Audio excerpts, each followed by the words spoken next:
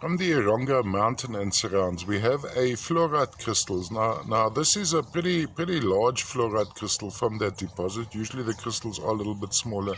Have a look at how a fluorite slows down the light. It's as if there's a fourth dimension running in there.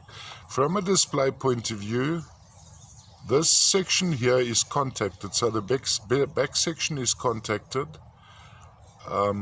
So my display would be mainly focusing on this crystalline section going across there. There you have the edges of the crystal, the terminations.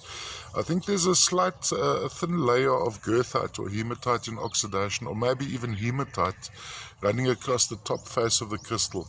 Now when we look behind, you see more of that lovely color of the fluorite, of course green and with some almost purplish inside it.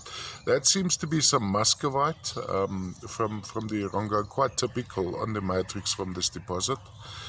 Have a look at that, quite lovely. It sort of slows down light. Hellishly difficult to photograph fluorites, and I think this is one of the reasons. The camera probably sees this almost a softening of the light as we go into the specimen.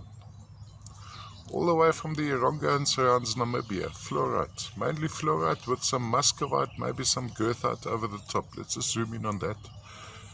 And there's a little bit of a color variation as well, going from a purple into a, there you can have a look, little rainbows inside as well, full of them.